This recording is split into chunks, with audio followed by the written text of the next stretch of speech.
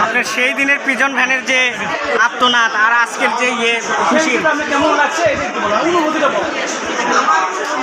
আসলে আমি একজন ত্যাগী কর্মী, দীর্ঘদিন লড়াই সংগ্রাম, লড়াইয়ের জন্য যে ত্যাগ আমি স্বীকার করেছি। আমি আমার মাকে হারিয়েছি। আমি যখন পল্টন অফিসে যখন আমাকে তখন আওয়ামী ফ্যাসিস্ট সরকার যখন অন্যায়ভাবে গ্রেপ্তার করেছিলেন, সেই গ্রেপ্তারের দৃশ্য দেখে আমার মমতা মা ব্রেন স্ট্রোক করে সঙ্গে সঙ্গে মারা গিয়েছিলেন। আমি আমার সুস্থ মাকে রেখে গিয়েছিলাম। আমি ফিরে এসে খবর দেখেছি। এটি ত্যাগ আমি মনে করি। তারপর এই রাজনীতি করবার জন্য আসলে আমাকে অনেক মূল্য দিতে হয়েছে।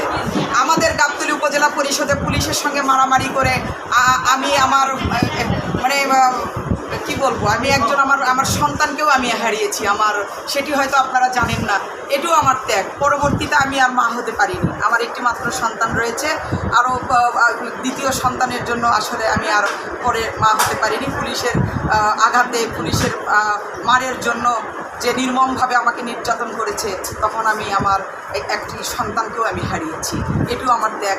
আপনারা দেখেছেন জুলাইয়ের যে আন্দোলন, আপনারা দেখেছেন আমার কি ভূমিকা ছিল। আমি আমার একমাত্র কন্যা সন্তানকে নিয়ে মাঠে ছিলাম। একেবারে শুরু থেকে শেষ পর্যন্ত আমি ছিলাম। ওই হায়না সরকার 5 তারিখে পতন হয়েছে, 4 তারিখেও আমার নামে মামলা করেছে। আপনারা জানেন আওয়ামী লীগের দ্বারা আমি কত নির্যাতিত হয়েছি।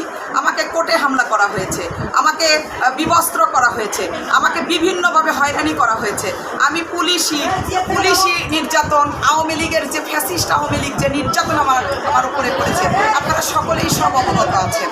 আমার নতুন করে আমার ত্যাগের বর্ণনা আমি আর কি দিব বলেন? আপনাদের কাছেই সব আছে। অত্যন্ত চমৎকার। আমি মাননীয় প্রধানমন্ত্রীর কাছে কৃতজ্ঞ। উনি ত্যাগীদের মূল্যায়ন করেছে। আমি সহ আমাদের যে 36 জন মহিলা এমপি এসেছে, সবাই কিন্তু রাজপথ থেকে উঠে আসা, আপনারা জানেন। সবারই ত্যাগ রয়েছে। এবারের যে 36 জন যে মনোনীত হয়েছেন, এটি ছিল অনেক ষড়যন্ত্র, অনেক মহাযুদ্ধ। অতীতেও যে মহিলা আসনের যে যারা সিলেকশন হয়েছে, সেই অতীতের তুলনায় এবারের যে মহিলা যে আমাদের আসনে যে আমরা যারা নির্বাচিত হয়েছি, তাদের যে মানে কি বলবো, সেটা আসলে এই সংগ্রাম ছিল অনেক কঠোর সংগ্রাম ছিল। সেখান থেকে আমাদেরকে ত্যাগীদেরকে মূল্যায়ন করা হয়েছে। সেজন্য মাননীয় প্রধানমন্ত্রী আমরা কৃতজ্ঞ। আমরা মাননীয় প্রধানমন্ত্রীকে অনুসরণ করে উনি যেভাবে নিরলসভাবে দেশের জন্য, দেশের মানুষের জন্য কাজ করে যাচ্ছেন, আমরা তার সারথি হয়ে তার সঙ্গে কাজ করে আমরা এই দেশকে অনেক দূরে নিয়ে যেতে চাই। এদেশের সাধারণ মানুষ, এদেশের বঞ্চিত মানুষ, এদেশের যে উন্নয়ন থেকে যেসব এলাকা বঞ্চিত হয়েছে, আমরা কোনো বৈষম্য না রেখে আমরা সকল ক্ষেত্রেই সুন্দরভাবে এই দেশ পরিচালনা করতে চাই। সেজন্য আপনাদের সহযোগিতা প্রয়োজন। আপনারা সহযোগিতা করবেন এবং আমার এই মাঠের বোনদেরকে নিয়ে আমি এগিয়ে যেতে চাই। বগুড়া জয়পুরহাটবাসীর জন্য আমি কাজ করতে চাই। আমার প্রথম কাজ হবে আমার মহিলাদেরকে নিয়ে তাদের কর্মসংস্থান, তাদের নির্যাতন বন্ধ, মানে নারীদেরকে নিয়ে আমার যত চিন্তা চেতনা পরিকল্পনা। আপনাদের দোয়া চাই আমি। সেই সঙ্গে